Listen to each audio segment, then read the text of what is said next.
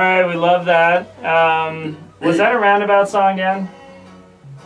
Yes, indeed it was. And let's see, Doug, was that A, the Bee Gees, B, Motley Crue, C, the Beatles, or D, Neil Diamond? C, the Beatles. Do I win anything? Yeah. You win Catherine's collection. All right. Which is all Barry Manilow, as we learned last week, right? As we learned last week. I knew I should have said the Eagles. There we go. Thank you, Dan. See, Dan actually listens to the show, unlike my wife. When he's awake, when we don't wake him up, right? Exactly. It's hard to be here at 11 a.m. on a Saturday. So in the last segment, in the first segment, we were discussing Indianapolis as a great place to live, but more importantly, the reasons behind why it's a great place to live. And we, for example, have just sold properties to some investors in Singapore. Doug and I have met with investors all over the country. We know there's international buyers from Canada and Southeast Asia that are buying properties here in the Midwest. Why? What is it that's motivating them to negotiate LLCs and tax returns and foreign bank accounts to be able to participate in this market? Because unlike many of you, they realize that Indianapolis is the #1 real estate market in the country.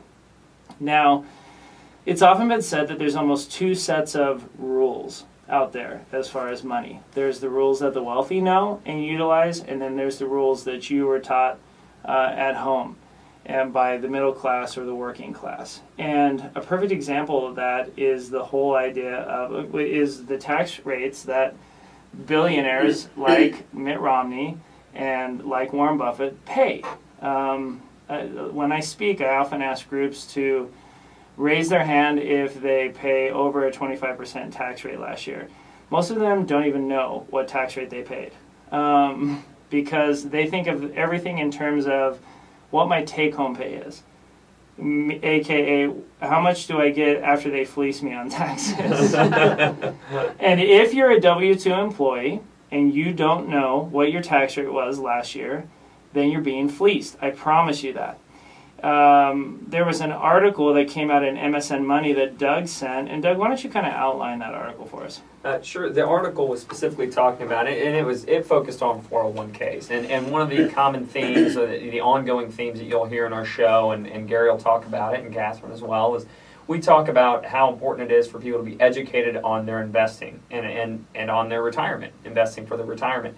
The 401k, actually, or the article talked about how a lot of folks don't realize the amount of fees they're paying in 401ks. And even non-fee or no-fee 401ks and investment plans have fees. And people don't even know that. And the even more scary thing to me was a lot of the employers, because the majority of people are employed by small businesses in this country, and normally the CEO or the owner of the small business takes care of the 401k plan, most of the employers didn't even realize there were fees. And so the article went on to break down how the impact of those fees on your 401k, and it was striking.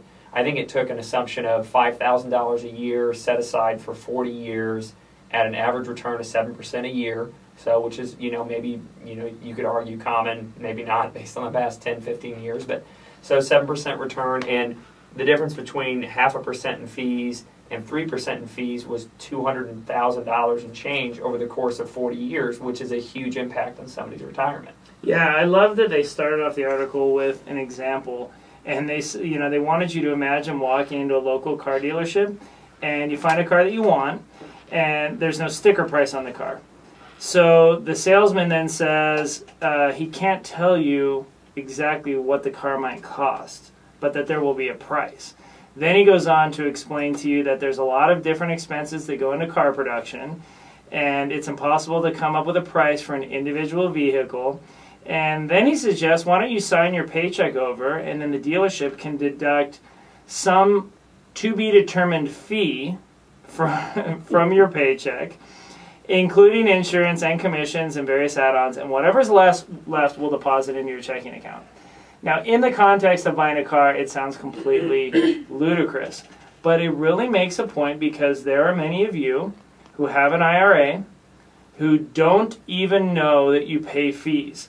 They polled a pretty good-sized group of AARP members, which stands for the American Association of Retired People. 71% of them believe that they didn't pay any fees on their plan.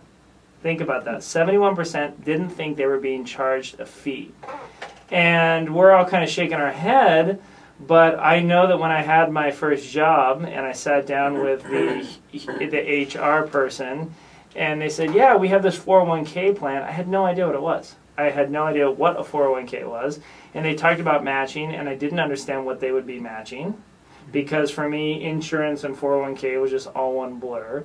And much less did I even think that there would be some kind of fee structure, or that somebody was sitting at a computer every day making decisions with my retirement money and how to invest it. And he wanted to get paid. And there's a huge education gap that's missing in our country with people about their retirement. Everyone kind of gets what a pension is. A pension is a check when you retire. It's a check every month until you die. Sometimes it keeps going up with cost of living, other times the same, but everyone gets that. And if you think about it, the group of 75 and older in our country, the majority of them have some form of pension that they live off of.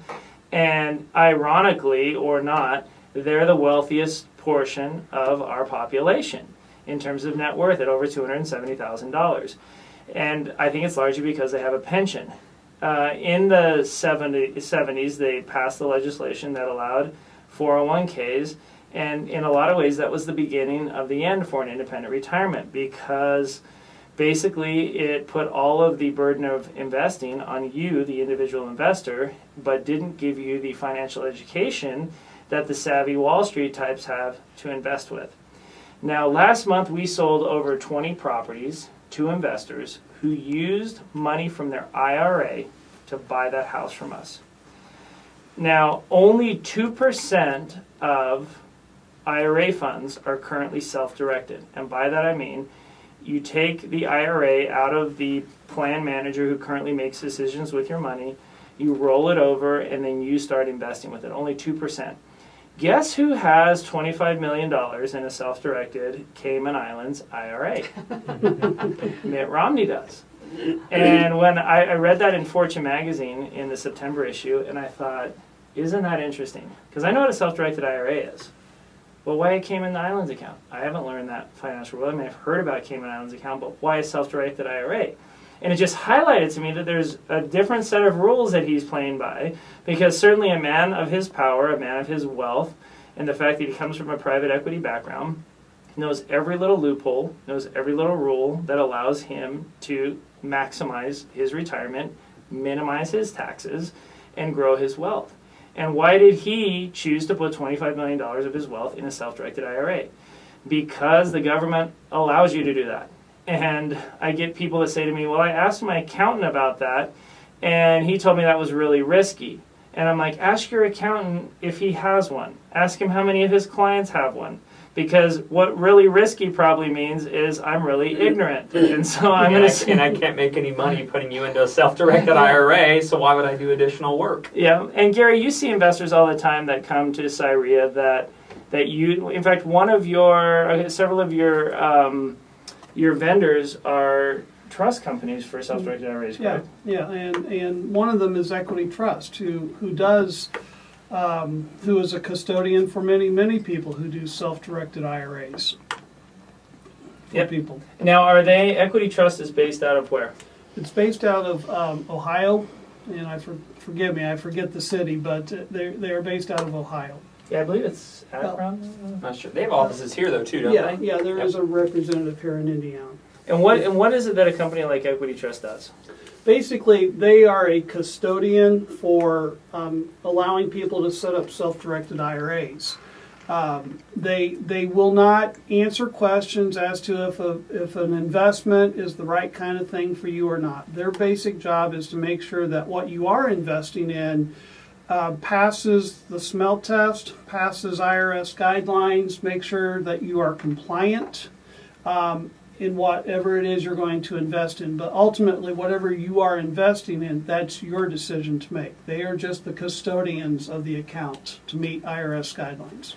Yeah, I know a local business owner, and he has about 75 employees, and they're all W-2 employees. He offers 401k with a matching component, and he offers health insurance. And he and I were talking, and I said, so who's the 401k plan with? And he's like, I don't know, it's just, I know how much my match is, how much he has to contribute. Yeah, and I sure. said, well, we talked about health insurance. He had no clue about that either.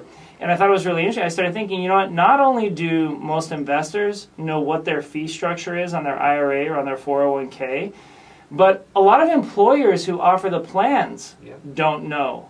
They can't tell you, if I have $10,000, how much did I pay last year in fees and commissions? Because what's happened is that 401k administrators and IRA administrators have become geniuses at hiding those fees and disguising them.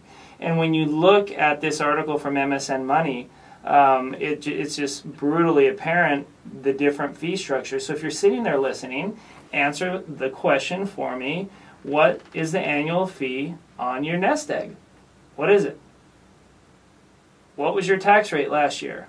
What was it? People call me all the time who we sell properties to and who we talk to, and they say, well, how much do you charge for property management? We say 10% of the rents. What other fees do I have? Well, you have insurance. How much is that? About $40 a month. What other fees do I have? Taxes. How much is that? $1,200 this year. What other fees do I have? That's it.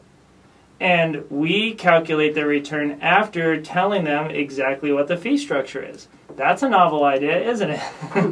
Real simple, because you have nothing to hide. Yep, exactly. And same with a company like Equity Trust that manages self-directed IRAs for investors. Literally, they on their website post the fees per transaction. It's easy to get your arms around. It's easy to understand. So hold that thought, Gary, because we're going to take a quick break. In the next segment, I want to continue to elaborate on this idea and let each of you weigh in. We haven't heard a ton from Catherine. I know she's got opinions on this, so we'll let her speak her piece. And hopefully Dan will line up another home run song for us. So stay with us. My name is Aaron Adams. You're listening to Real Estate Tips and Tricks, and this is News Talk 1430 WXNT.